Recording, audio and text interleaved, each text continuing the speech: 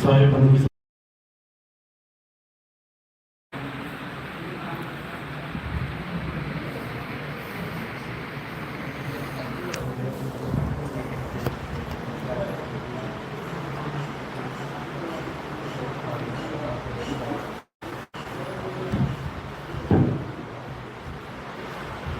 साहेब बंदी सतनाम। तो आज परमपिता परमात्मा की अपार कृपा से बुद्ध छोड़ सदगुरु कबीर साहब की अपार कृपा से कुरुक्षेत्र में ये मूल ज्ञान का सत्संग आयोजन किया गया है। बहुत बड़े भाग होते हैं उन जीवों के जो अपने पूरे जीवन काल में एक बार भी इस मूल ज्ञान को सुन पाते हैं, और उससे भी बड़े भाग उन जीवों के होते हैं जो इस ज्ञान को थोड़ा सा भी समझ पाते हैं, क्योंकि ये ज्ञान जल्दी समझ में नहीं आता। बाकी संसार में जितना भी ज्ञान आज तक आपको दिया गया है ये सब बड़े आराम से समझने वाली चीज है। इसलिए बड़े बड़े धर्म, बड़े बड़े पंथ, बड़े बड़े संप्रदाय, हजारों लाखों लोग जुड़े हुए वहां पे। क्यों? क्योंकि इतना आसान ज्ञान था कि सबको समझ में आ गया कि पत्थर की पूजा करनी है, भोग लगाना है, माला चढ़ानी है, प्रसाद ग्रहण करना है, घर को आ जाना है। कितना आसान है, बच्चा भी समझ जाएगा। बच्चा भी कैसे पूजा करना है अच्छे से समझ जाएगा। लेकिन जो मूल ज्ञान है ये बहुत अटपट ज्ञान है, ये जल्दी समझ में नहीं आता। सारे समझा रहे हैं, अटपट ज्ञान कबीर का झटपट लखा न जाए, और जो इसको झटपट लखे तो सब घटपट मिट जाए। तो आज इसी मूल ज्ञान को, इस अटपटे ज्ञान को बहुत आसान शब्दों में आपको समझाया जाएगा, ताकि बच्चा बच्चा इस मूल ज्ञान को समझ पाए। छोटे से छोटा बच्चा भी इस गुप्त ज्ञान को बड़ी आसानी से समझ पाए, ताकि उसका ये जन्म मरण का रोग ये खत्म हो जाए और उसका जन्म सफल हो जाए। तो मालिक से अरदास करूंगा कि मेरी एक एक बात इस गांव वासियों को बहुत ही अच्छी तरह समझ में आए, और लाइव के माध्यम से आवाज जहां तक जा रही है देश विदेश, उन लोगों को भी मेरी बात समझ में आए कि आखिर नितिनदास कहना क्या चाहता है, ताकि उनके जीवन का भी कल्याण हो। क्योंकि हम सब एक ही परमपिता परमात्मा के बच्चे हैं। हम अलग अलग धर्मों में, अलग अलग जात पात में बट के तो बैठ गए हैं, लेकिन असल में हम एक ही पिता के बालक हैं। तो आज उसी एक पिता का, उसी मूल ज्ञान का आपको भेद समझाया जाएगा।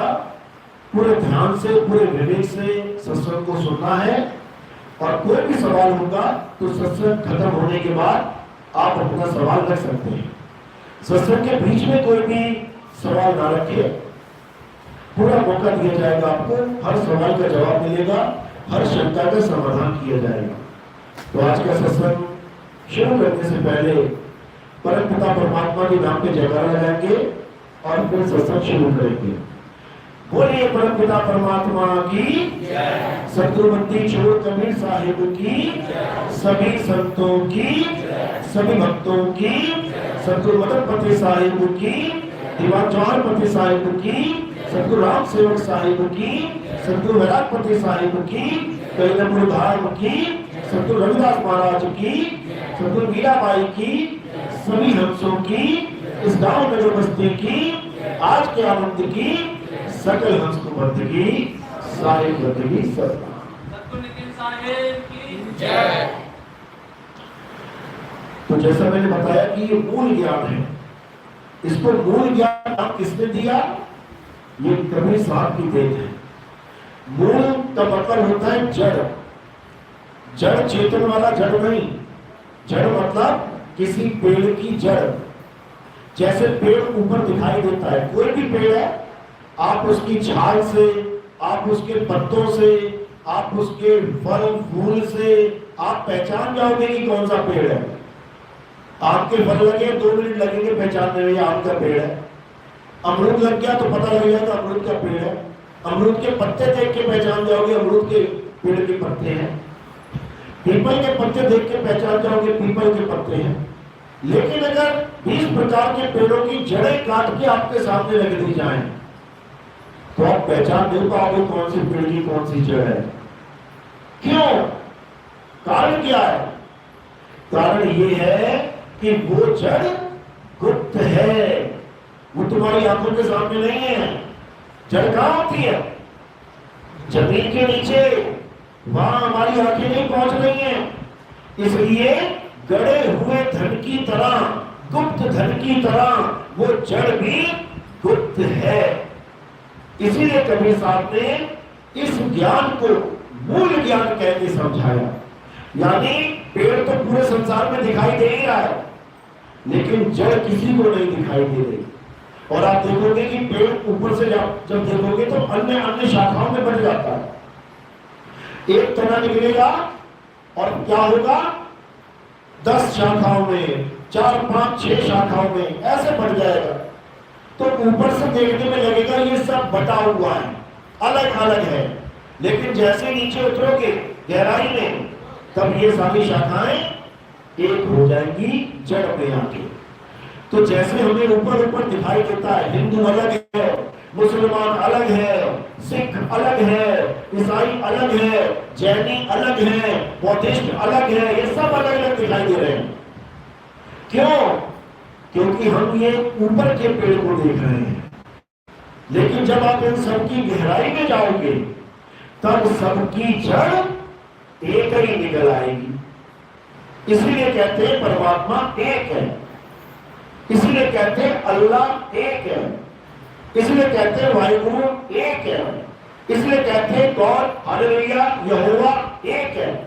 कह सब रहे हैं एक है, लेकिन फिर भी दिल में 2, 4, 5, 6 अलग अलग धर्मों को, अलग अलग लोगों को मान के बैठ गए कि हम हिंदू नहीं है भाई, हम मुसलमान नहीं है, हम सिख नहीं है।